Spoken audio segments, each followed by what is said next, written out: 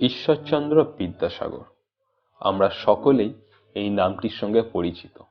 সে ছোট হোক কি বড় হোক কি বৃদ্ধ, আমরা সকলেই ঈশ্বরচন্দ্র বিদ্যাসাগর সম্পর্কে পরিচিত। আমরা সকলেই ঈশ্বরচন্দ্র বিদ্যাসাগর সম্পর্কে কম বেশি হলেও অনেক কিছু জানি। কিন্তু আজ আমরা আলোচনা করব ঈশ্বরচন্দ্র বিদ্যাসাগর সম্পর্কে নানান এক্সাম পারপাসে গুরুত্বপূর্ণ তথ্যগুলি। আমরা তুলে ধরব তোমাদের সামনে নানান গুরুত্বপূর্ণ তথ্যগুলি। আর যদি তোমাদের তথ্যগুলি ভালো লাগে, আমাদের পড়ানো ভালো লাগে, তাহলে সাবস্ক্রাইব করে দিও আমাদের চ্যানেল স্টাডি টাইমকে। বাংলার নবজাগরণের অন্যতম প্রধান নায়ক ছিলেন পণ্ডিত ঈশ্বরচন্দ্র বিদ্যাসাগর। রাজা রামমোহনের মৃত্যুর পর শুকিয়ে যাওয়া সমাজ সংস্কারক আন্দোলনের মরা খেতে বিদ্যাসাগর নতুন প্রবাহ দ্বারা সৃষ্টি করেছিলেন। বিদ্যাসাগরের মধ্যে প্রাচীন ভারতীয় আদর্শের সঙ্গে ইউরোপীয় যুক্তিবাদী মানসিকতার এক অসাধারণ সমন্বয় লক্ষ্য করা যায়। বিদ্যাসাগর মহাশয়ের সততা ও ন্যায় নীতির প্রতি নিষ্ঠা এবং আত্মমর্যাদাবোধ জাতিকে এক নতুন মূল্যবোধে অনুপ্রাণিত করেছিল। প্রকৃতপক্ষে বলা যায়, রামমোহনের পরে বিদ্যাসাগরের মতন আর কেউ বাংলার নবজাগরণকে এত প্রভাবিত করতে পারেননি। ঈশ্বরচন্দ্রের জন্ম হয় 1820 খ্রিস্টাব্দে মেদিনীপুর জেলার বীরসিংহ গ্রামে। তার পিতা ঠাকুরদাস বন্দ্যোপাধ্যায় ছিলেন এক নিষ্ঠাবান ব্রাহ্মণ এবং মাতা ছিলেন ভগবতী দেবী। ঈশ্বরচন্দ্র তার গ্রামে পড়া সমাপ্তি করে কলিকাতায় পড়তে আসে। তিনি কলকাতার সংস্কৃত কলেজে ভর্তি হন। সময় 1829 খ্রিস্টাব্দ এবং পরে 1841 খ্রিস্টাব্দে তিনি এই কলেজ থেকেই বিদ্যাসাগর উপাধি নিয়ে পাশ করেন। বিদ্যাসাগর মহাশয় কিছুকাল ফোর্ট উইলিয়াম কলেজে হেড পণ্ডিত পদেরও কাজ করেছিলেন এবং এই সময় স্বগৃহে নিজ চেষ্টায় ইংরাজি ভাষাও শিখে নেন বিদ্যাসাগর মহাশয়। 1851 খ্রিস্টাব্দ তিনি সংস্কৃত কলেজের অধ্যক্ষ পদ গ্রহণ করেন এবং তারপর সংস্কৃত কলেজের দরজা তিনি সকল শ্রেণীর ছাত্রছাত্রীদের জন্য উন্মুক্ত করে দেন। এর আগে পর্যন্ত হিন্দু তিথি অনুযায়ী কলেজ ছুটি থাকত। বিদ্যাসাগর মহাশয় সপ্তাহের শেষ দিন রবিবার ছুটি এই প্রথা চালু করেন। সংস্কৃত কলেজের পুরাতনপন্থী টোলের কর্মসূচি পরিবর্তন ঘটিয়ে বিদ্যাসাগর মহাশয় আধুনিক পাঠ্যসূচি প্রবর্তন করেছিলেন এবং ছাত্রদের ইংরাজি শিক্ষারও ব্যবস্থা তিনি করেছিলেন। এই পাঠ্যসূচি রচনার জন্য বারাণসীর সংস্কৃত কলেজের অধ্যক্ষের সাথেও তার বিতর্ক হয়েছিল এবং সর্বোপরি বলা যায়, বিদ্যাসাগরের পরিচালনায় সংস্কৃত কলেজ এক অগ্রগণ্য শিক্ষা প্রতিষ্ঠানে পরিণত হয়েছিল।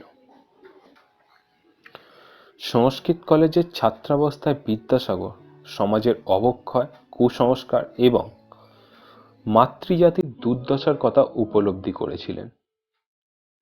এজন্যই তিনি দৃঢ় প্রতিজ্ঞ হয়ে সমাজ সংস্কারের কাজে হাত দিয়েছিলেন। 1850 খ্রিস্টাব্দে সর্বশুভকারী পত্রিকায় তিনি বাল্যবিবাহের বিরুদ্ধে একটি প্রবন্ধ লেখেন। 1855 খ্রিস্টাব্দে তিনি বিধবাদের পুনঃবিবাহের সপক্ষে একটি পুস্তিকাও রচনা করেছিলেন।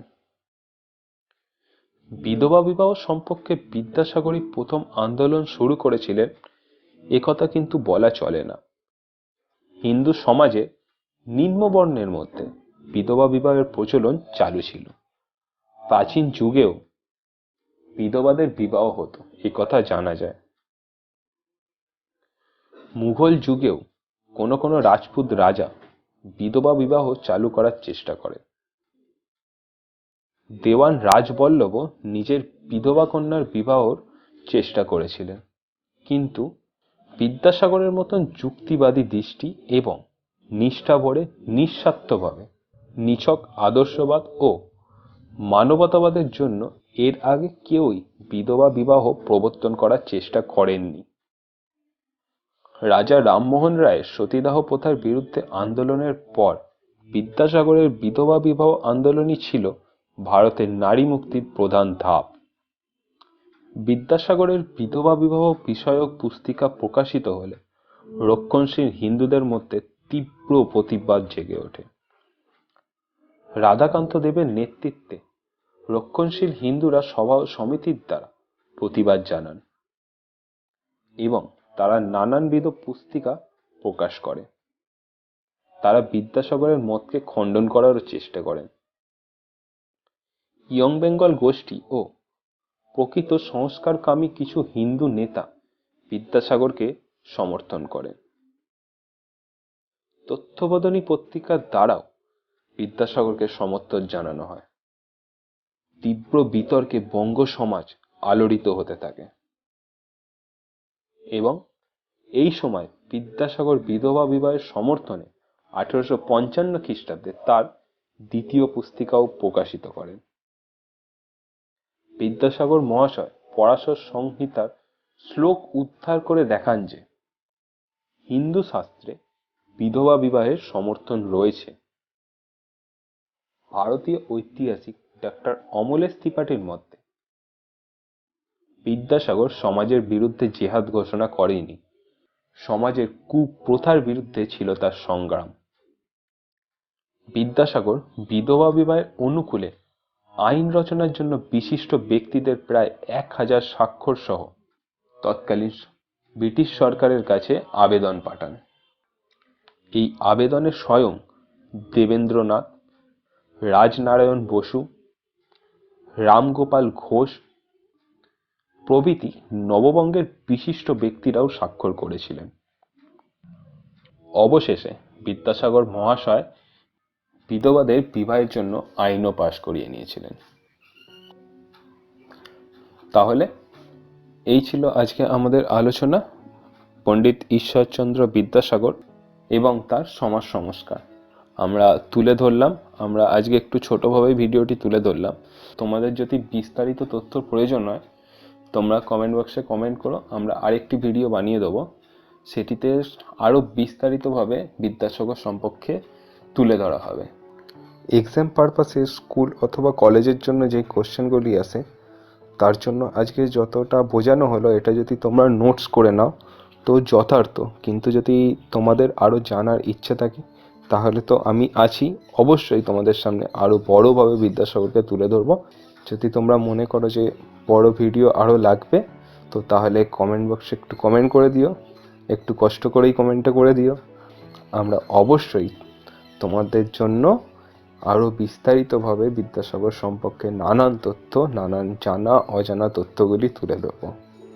তো আজ ছিল বিদ্যাসাগর টপিক, এইভাবেই আজকে আমাদের টপিকটি শেষ হলো। যদি তোমাদের আমাদের ভিডিওটি ভালো লাগে সাবস্ক্রাইব করে দিও। আমরা এইভাবে ইতিহাস সম্পর্কিত নানান তথ্য তুলে ধরতে থাকবো। তাহলে শেষ করার আগে